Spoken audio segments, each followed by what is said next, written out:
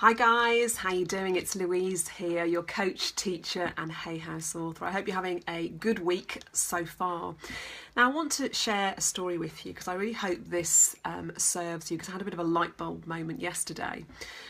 Yesterday was a bit of a manic morning. I'd been caught in traffic in the morning and it was really stressful. The kids ended up going into school late.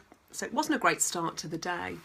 But what I realised was by the time it got to about 11:30, 12 o'clock, I realised that I had basically been caught up in my own sort of negative mind chatter, my own doom and gloom sort of storytelling.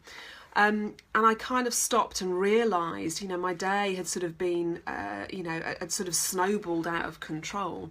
And I hadn't made time for my morning practice because I'd been caught up in the traffic and it was a bit of a stressful start to the day.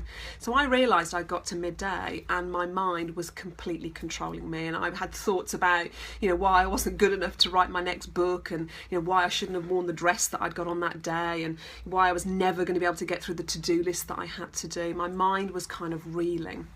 And what I want you to know is this: I have been working on myself for years. I've written books on this subject. You could say I'm an expert when it comes to all this mindset meditation stuff.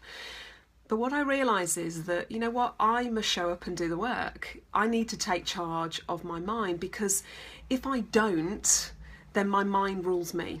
And that's where it becomes dangerous. You are in charge of your thinking mind, not the other way around. And it was a real wake-up call for me, because I had neglected my own sort of normal practice and I'd allowed my mind to start taking charge of me. So think about it like this. And hi, I can see quite a few of you are joining. Welcome. Put your comments in the section, because I can see lots of you, but nobody's commented. Give me a hi.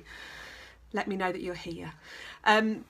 It's a bit like an unruly dog. If you think about your mind as an unruly, vicious dog that's not on a leash, and if you do not put that unruly dog on a leash and train that dog, it will cause havoc in your life. It really will. It will be vicious. It will run you ragged.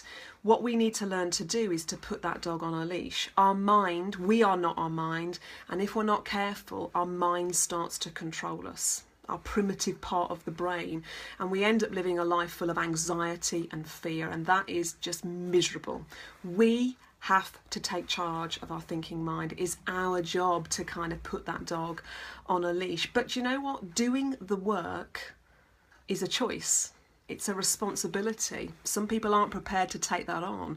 I certainly am, and it's been a very important part of my journey. But even I forget, I'm human at the end of the day. Like yesterday, it all kind of snowballed out of control.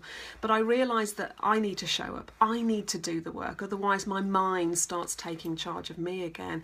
And the fact is, enlightenment, or whatever you want to call it, isn't something you just obtain and you get there and you're all kind of high and mighty. It doesn't work like that. It's a constant daily practice of showing up, putting the work in, working on your mindset the same way that you feed your body and take care of your body. You have to take care of your mind. And the fact is, not everybody is prepared to show up and do the work that's required, right?